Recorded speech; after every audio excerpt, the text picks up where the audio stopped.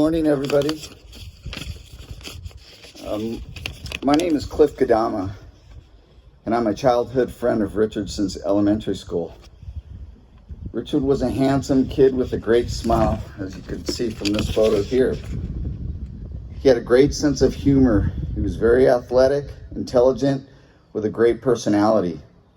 As a result, Richard was very popular and everybody knew him. The girls all liked him, so of course us guys were all jealous, or maybe I should say envious. He loved eating at a place called Toulouse in Sylmar, so much that Richard, myself, and another close friend of ours named Kurt Mancino got a cleaning job one time, cleaning horse corrals by our school.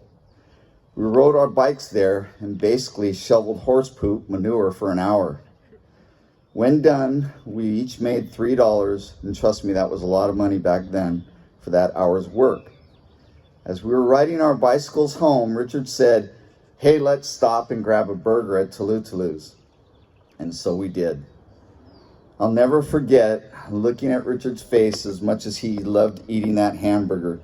And he said, all of this wonderful food from just shoveling some shit for an hour. Honest to God, I tell you, whenever I have a good burger, I equate it to shoveling shit for an hour. As we got into 6th grade, we noticed the girls in the class were getting cuter. And we noticed them looking more at Richard than us. As a matter of fact, Richard was also a very good baseball player, and we played together on a team in Sybil. And we noticed that the girls in our class were starting to attend our games, and we thought that was kind of cool that they were there to watch us. We soon learned that they were there to watch Richard, not us. Richard was funny, and he made us laugh, and laugh often. He wasn't afraid of anything. We used to go hiking in the wash in the hills of Sylmar, and Richard used to catch gopher snakes, big gopher snakes, with his bare hands. He would always compare things, or us, to his brother Tiger, and also his little sister Tina. And he used to say, "You guys just grab the damn snakes with your hands." Tiger would do it if he was here. Hell, Tina would do it if she was here. We used to always compare ourselves to having to catch these snakes to Tina or Tiger. As a matter of fact, Tiger, that was a cool nickname growing up. And you guys also have a cool last name. I know Richie as Richard, and my name's Cliff, but he knows me as Clifford, because our elementary school teachers would always call our names out that way, Richard Szabo or Clifford Kadama.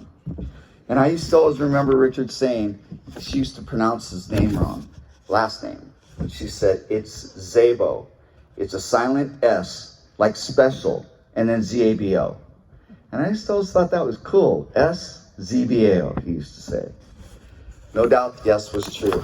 It stands for special. Richard was straight up, and he would tell you things what to expect. And as kids growing up and boys, we'd get in arguments and sometimes fights. And Richard knew I grew up doing judo my whole life. And one time in an argument, he said to me, "Hey, Cliff, I'm going to fight you, and I'm going to fight you right now. I may not win, but trust me, I'm going to hurt you." And I'll tell you, that scared me when he said that. It scared me so much that I just backed down. I didn't want to mess with Richard at all. I admired him for that. Richard was a daredevil. He loved the thrill of things. One time we were in high school, we were in Scott's Bronco, and it was late at night, and this thing was lifted really high, so the suspension was really stiff. And we hit this big dip followed by a hump in the road. And it was so unexpected that we all flew out of our seats. We didn't wear seatbelts back then.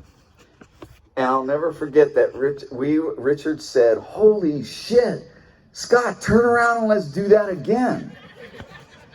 So knowing how crazy Scott is, he did. He turned around and we did it again.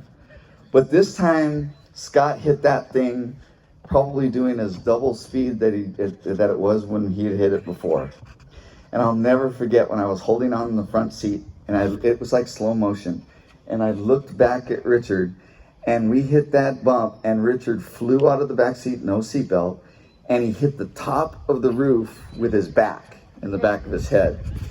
But he had this huge smile on his face. And when we landed, we were all busting out.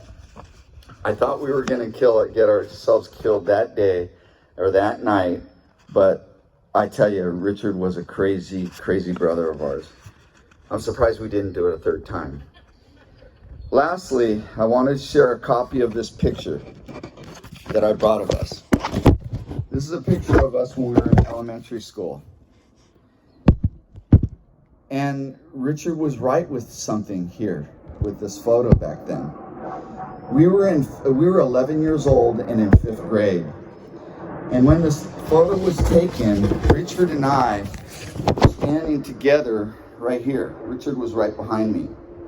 And this guy here was basically so close to Richard that I remember Richard saying, "Dude, scoot over, get off my shit." And I remember Miss Fox saying, "What did you say?"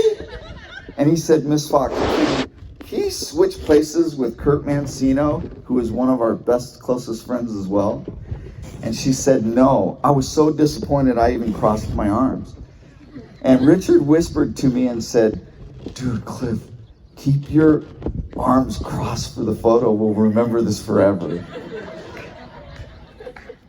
And when we received the photos, it was really cool because Richard and I and Kurt were laughing like mad because they selected the one with my arms crossed. And I'll never forget, Richard said, during that time, he said, "Sometime long from now, we'll remember that." And I'm honored, Richard, to share that sometime is now. And I love you, brother, and I appreciate all the memories that we had. Deanna, this